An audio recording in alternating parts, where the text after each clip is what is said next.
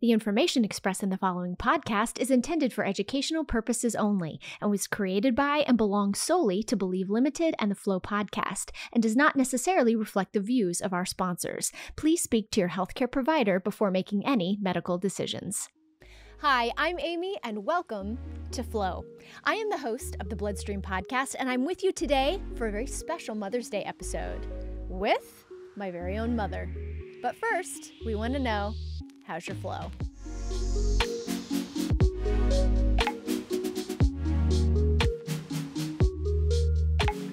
Welcome once again to Flow. I am Amy Board. Again, I am the host of the Bloodstream podcast. I am a frequent guest on Flow. I also produce this show. But today I am here because I get to have a conversation with my mom. My mom actually has a very meaningful, powerful story that has inspired me. I think her extreme menstrual cycles after she had my younger brother were something that she didn't engage with. And it's a story that has really meant a lot to me over the years about how I advocate for myself and how I talk to others about advocating for themselves. So Jess and Sarah and I have talked about this actually for quite a while to have a conversation with my mom. So I am so excited to introduce you to my very own mother, Jenny Board. But first, we're going to take a quick break and then we'll get right to it. This ad is brought to you by Von Vendy, Von Willebrand Factor, Recombinant. Hi, my name is Nicole. I didn't always feel empowered to speak up for myself or ask for the care and support I needed. Becoming part of a community and hearing other people's experiences helped to change my perspective. That's why my deciding factor is making my voice heard. To hear my story and access other helpful resources, drop by Von Vendy, that's VONVENDI.com/patient-stories. I'm excited to have this conversation today. I hope it doesn't feel very interviewy. It's a special, conversation I think today, but also like a special episode of Flow because it's May and it's Mother's Day.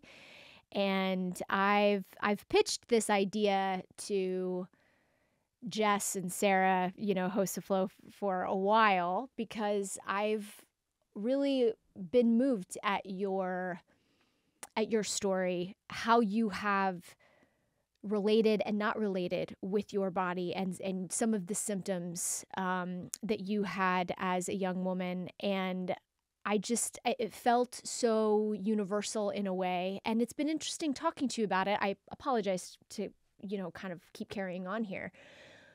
But when I asked you about it, several times you've been like, I don't know if anybody would, I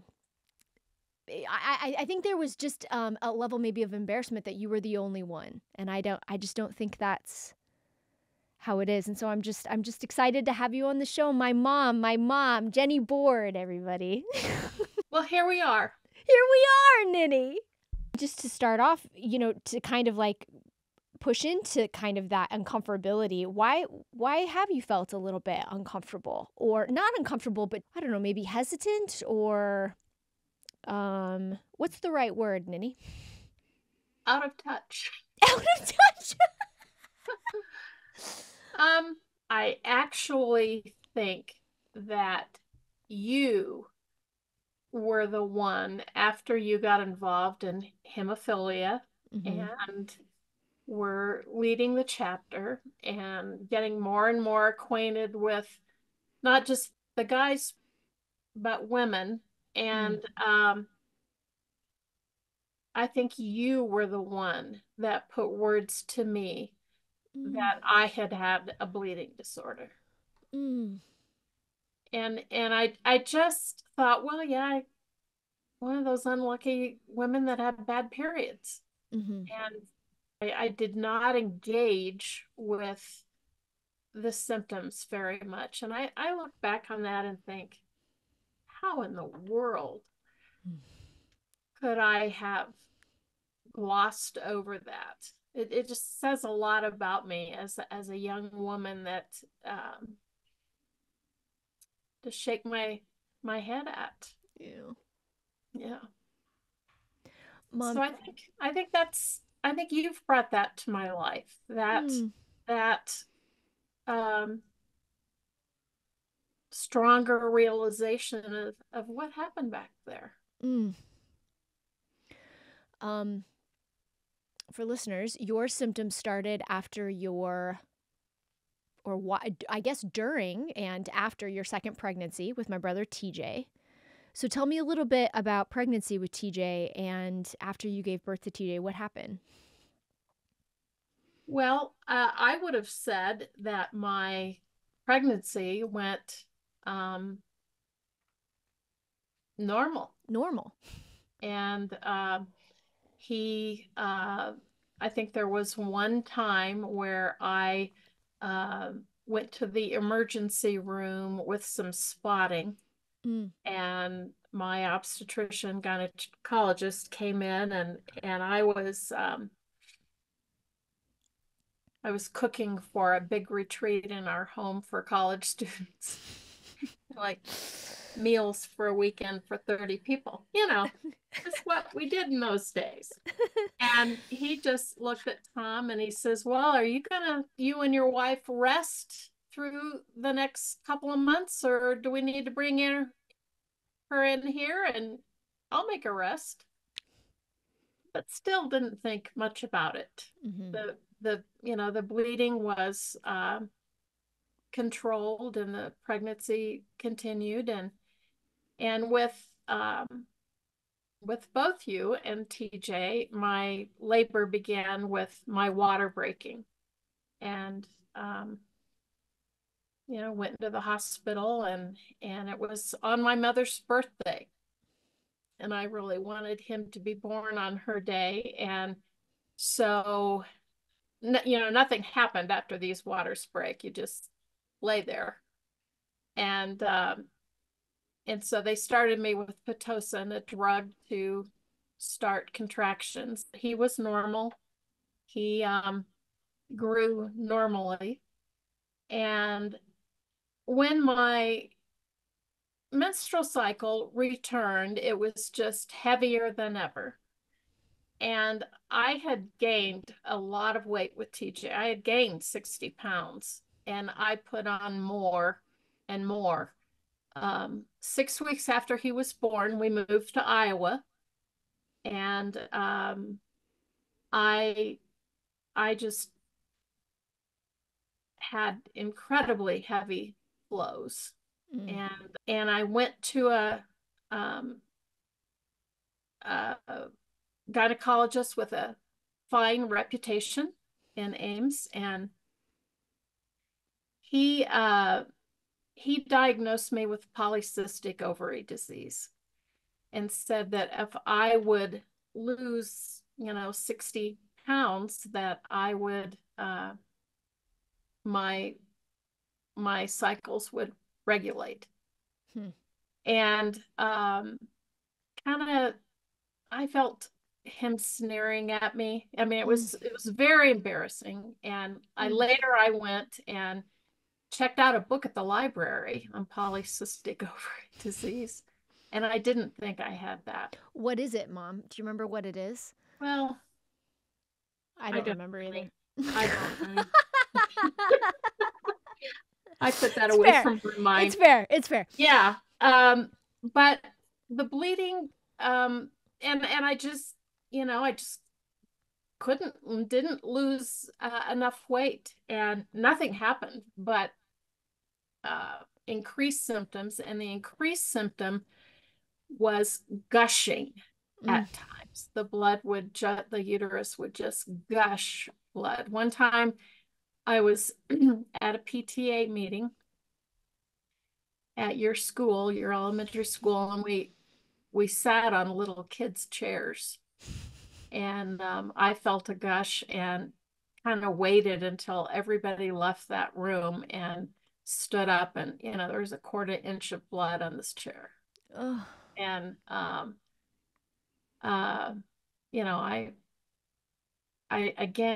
just cleaned myself up. I just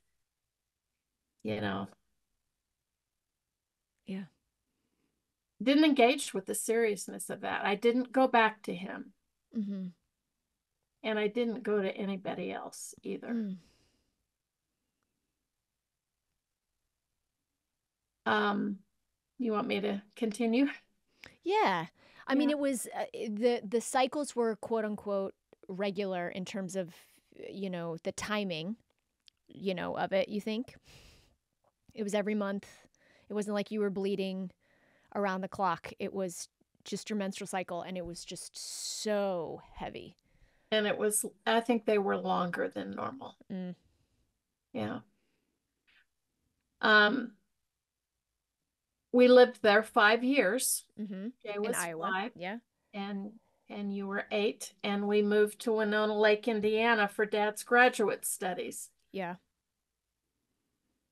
I don't think I went to the doctor the whole year. Yeah. And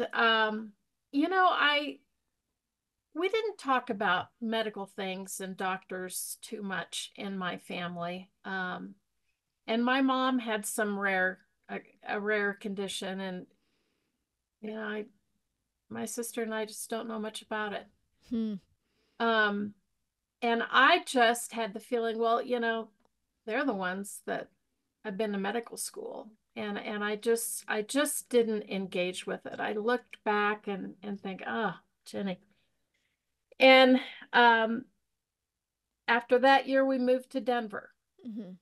And that's where we live, and we made our home and raised you all.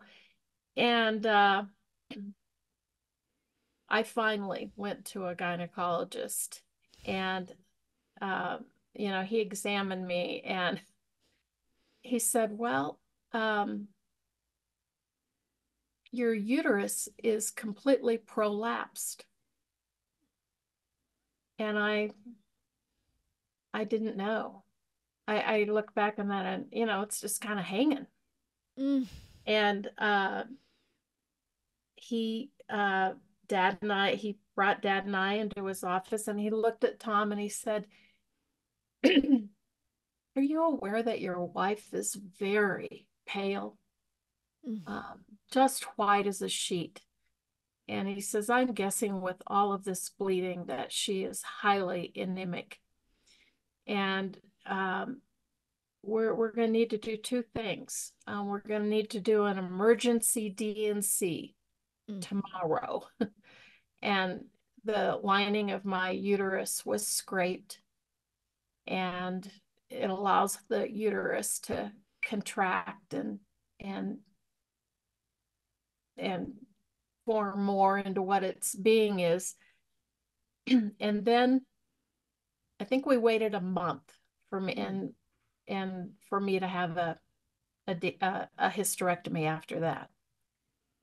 And I was 37, and Amy, that's really young to have a hysterectomy. We were pleased with you and Tej, and I don't think had thought about having any more. So certainly would do it, but it's very young to to go through that.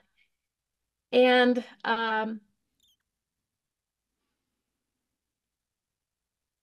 I was a new woman. It was a strong shift in my moods, in my energy. No more periods. Began to lose some weight, not 60 pounds, but began to lose some. And look back on that and think, wow, it was amazing. Do you have memories of it? I do. I have vivid memories of visiting you in the hospital after the hysterectomy. And I remember, I doubt TJ remembers this, but I remember you telling me what happened in terms of like the hysterectomy. This is what's happening. I remember the word hysterectomy. It was at Swedish Medical Center. It was. And I don't have I don't it's interesting. We've talked about this before. I have very foggy memories pre that time of like you and me in our, just like, I don't know, just not as clear of you, what you were like, what you said, those types of things. But after that hysterectomy, I have vivid memories of you. Now I was older. I was like in 5th grade, so that's probably some of it too, but I don't think as a kid I was conscious to be like, "Oh, she's different." But looking back on it, it was a marked shift, and you were so involved. That's when I started theater, right around that time, that like 5th grade year, Mom, and that was like a you and me thing, you know. It was a great And thing. um yeah. I do you do you think the birth of TJ instigated that, and like your uterus was not healthy and all of that bleeding over the years caused it to prolapse? Yeah, I do. Um, I years later, I um went to a doctor and just who spent a lot of time on my history. Mm, And by that time, I had been diagnosed with diabetes and I was 44. Again, young to get that diagnosis. And he went over my history with me and is really confident that with my pregnancy with TJ, I had undiagnosed and untreated gestational diabetes, mm, which is not all that uncommon, but it needs to be treated. mm, And that just they didn't have good tests. He said, back then they didn't have good tests for it. And so the likelihood of me becoming a diabetic was really high. And then I just had a hormonal imbalance with the pregnancy and delivery. And um, yeah, man, Mom. yeah. Another symptom of that, by the way, is just having big babies. Yeah. And it was 8 pounds, 10 ounces. Hmm. And you were 8 pounds, 6 ounces, Dang. which for as tiny as you are, that's a pretty big baby. Yeah. Nanny dang. Yeah. Dang. Um Flow listeners, one of the reasons I wanted to ask my mom on this show was how she has engaged with your health, with diabetes. The diabetes diagnosis was a huge shift in our family in terms of thinking about it and managing. I mean, it's just constant. I think for me, working in chronic disease, it was my first touch point to realize like it is having a chronic illness is just constant internal management and balance and balance and management and balance. It is a full-time job, and it's just completely invisible. I mean, I just don't think people, unless you have, conversations with folks, it's just very difficult to see that that's what it is. And you were my first touch point in that, I think. And I think how you have made shifts about your health and your relationship to physicians, I think in particular, has been very, very inspiring to me, and has, informed my platform here of what I tell people and what I try to, say as much as possible. And so I guess like the second act of this story, Ninny, like tell me a little bit about your diabetes diagnosis and what it was like in the beginning, because things didn't take a shift right in the beginning, and how you've grown in terms of taking ownership of your health. Well, I was diagnosed through having a boil in my groin area. I don't remember that. Huh. That's something I tell a lot of people. Here I am, broadcasting it. And my Dr. Hebel, our Dr. beloved, Hebel. our beloved PCP, said, I think I'm going to test you for diabetes. Boils and just like to go in dark places like that, and it can be a sign. Probably not likely, but it can be a sign. And sure enough, I got the call and that I was positive for it. And I just said, no way. I have no symptoms. And to my regret, I did nothing for 5 years. Didn't change my eating, didn't get on meds. You didn't get on meds? Dr. Hebel didn't make you get on meds? Wow. Again, did not engage with this health struggle. And my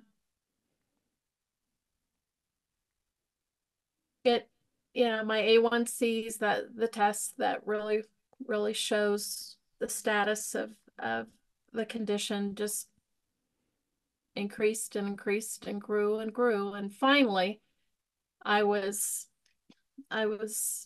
ready to engage with this disease. And it really wasn't easy for me. She sent me to an endocrinologist who, again, just, I felt shamed, and he also used, now what's going to happen is you're going to walk into the bathroom in the middle of the night and you're going to stub your toe and we're going to have to amputate it. He used scare tactics, which not into those. And I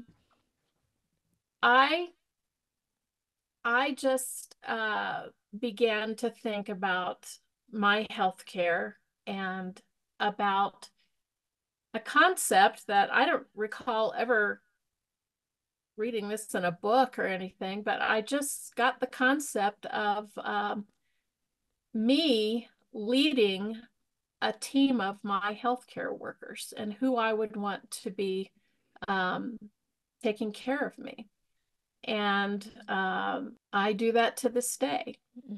And our great PCP, she retired way before we were ready. We all were ready for her to retire. Oh, miss her so much. But I had to find another PCP, and it just wasn't easy. But I would go into my appointment and say, introduce myself, give a smidgen of my history, and say, I am looking for a doctor that is acquainted with this disease, but is also open to some naturopathic things and some functional medicine studies, and would not be afraid to have a plethora of treatments and options for me.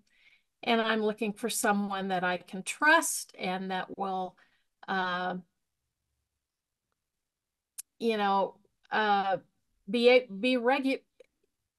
be able to help me regulate these blood sugar numbers. And at first, the first one didn't take. He said he really did, but that's a story for another time. But I have a PCP now that I just am really getting great care and treatment, and she and I trust each other. and I feel respected by her, and Mm. she's accessible with Mm. a portal, which is important to me. Mm-hmm. And she does a variety of meds and supplements, and I like that. Um, I I have studied some nutrition and really have um, just really made huge shifts in how I eat and what I eat, and have been able to lose those pounds. I'm 71, and so as you remember, I was 44 when I got diabetes. It's been a long journey, Yeah. and uh, very, very excited about the status of where I'm at health wise and weight wise right now. I have a body work specialist on my team who is just a healer. And I've gone to him for 22 years. 22 years ago, I fell and broke both of my elbows and was really in bad shape. Had surgery, screws put in one of them, but been going to him once a month for 22 years, if you can imagine. And Tom has too, and we don't have any joint issues. We go in with aches and pains once a month, and we get a pretty painful. It's certainly not a foo-foo massage. It is sometimes painful, but we're both 71, and he's just been a healer to us. Mm. Um, so I do feel that you know, I lost so much just not being engaged with what I was struggling with, and being shy about these conditions, and embarrassed. Mm. And I'm kind of over that now. Yeah. Yeah. I've watched you, you've kind of minimized the doctor struggle. I have watched you try to build relationships with many physicians over the years, with PCPs, with endocrinologists, with, very specialized specialists. Yeah, Each person has brought more information to you. There have been not great situations. There have been good situations for about 1 or 2 years, and then you've yep, kind of moved on. So yep, like I in the bleeding disorders community for like hemophilia, von Willebrand's disease, platelet disorders that some of our listeners go to, there's such a gift of having that medical home at your treatment center if you trust them and things. That is such a gift. But these other extreme conditions, endo or fibroids or something like that, that is, there's not just like a medical home, even a OBGYN. It's so hard. And I just so respect you. You have, I, we talk all the time. And it's always, a piece of news between you and me. If you're going to go to the doctor, go to a new doctor. And it is always nerve wracking. yeah. It is. Um, It takes a lot of courage to walk away from one that you don't enjoy seeing yeah, for whatever the reason, you yeah. know. And uh, I have. Yes, I you went, have. one of my stories is that I read a book um, by Dr. Morstein, who lives in Arizona, and wrote this book, Mastering Your Diabetes. And it was phenomenal. Most thorough, about that thick. Most thorough thing that I've probably ever read.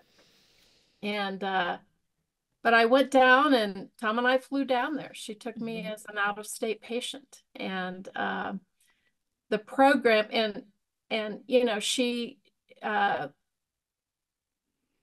just knew so much about it, and she took blood tests. But when she walked around rocking in the room the first time meeting her, she said, well, you have plenty of insulin. And, no one had ever said that to me before. No one had ever checked that. And so she knew that my body could fight this. But her program was 30 carbohydrates a day, not a meal, a day. And I did it for a year. And my body loved it. And I got so much better. And then this was such a battle for me. I just didn't want to live my life eating 30 carbs a day. Yeah. And it was such a gut-wrenching decision to tell your dad. I mean, he wants me to live. Yeah. And I didn't want to go hog wild, but I wanted to have more than 30. And so I ended my relationship with her very reluctantly. But again, it's been a strong inner decision about what I am willing to do. Yes, about how you want to live your life. Yeah. Yes. Yeah. Hard to get to that place. I also think I've been, really impressed that you have kind of a smattering of ways that you look at it. You really look at your health and your diabetes in particular, from a 360 angle. And so I just love how you've been able to not do everything that a doctor will tell you per se. Like you just kind of take things. You're so educated. You have now become so educated. You read all the time. You're all up on the things. You understand that diet has so much to do with it. So you are constantly learning about different things. And then but you're not on the other scale of it where you just don't deal with Western medicine. You have this really lovely balance. And I just respect that, because I do think science, especially in the field of diabetes, is, continuing to evolve. And there are medications that do help. But I just think you are so level-headed about not going either side. And that has been a journey too, Sure has. One of the things, I tell people to do this all the time, but one of the things I learned from you was to write down all of your questions before you go into a doctor's office. And I do it on my phone, but listeners, my mom does it on a little yellow legal pad, this tiny legal pad. It's very adorable. She does it. I've seen her do it multiple times. Yep. But you do. You write them down. You spend 2 weeks knowing about this thing, and you write everything down. Yeah. It's inspiring, Ninny. Thanks, honey. I know you have, kind of to close this a little bit, I know when we first started this podcast, the Flow podcast, you listened several times. What has been kind of your thought about, I guess this is kind of like a generational question, and I'm with it too. When I was a kid and a teenager, we didn't talk about periods. I didn't talk about periods with my friends. I was in theater. We were in all of each other's business. We never talked about it. I remember you and I having, conversations, but it didn't continue. It wasn't something we talked about. What has it been like for you, kind of listening to this, seeing me be involved in this show, as our mission is to really, we should talk about it. It's just a monthly scientific biological thing that happens. We should talk about it. We shouldn't be shamed about it. What are your thoughts about it? Absolutely. I just kind of smile and giggle inside at, the question, well, how is your flow? I've never been asked that in my entire life. I think that's so cool. You go, girls. This ad is brought to you by Von Vendy, Von Willebrand Factor Recombinant. Hi, I'm Nicole. Discussing certain topics can make us feel vulnerable, embarrassed, or just plain awkward. But real issues deserve real talk. It's time to normalize talking about what's happening in our bodies, especially when it comes to our health needs. To get the conversation started, download a discussion guide at Von Vendi, that's vonvendi.com/vonvendi-support. Ninny, and listeners, I should say, I've called her Ninny this whole time. My mom's name is Jennifer, and it's kind of a family nickname that we call you Ninny, and I've called you Ninny now for years. It's a beloved name. Thanks for being here, sharing your story. I know it was a lot, but it meant a lot to me, and you mean so much to me, and this story really is inspiring to me. I love you so much. I love you so too. Proud of you. Oh, Ninny. Thank you for inviting me to tell this. Oh.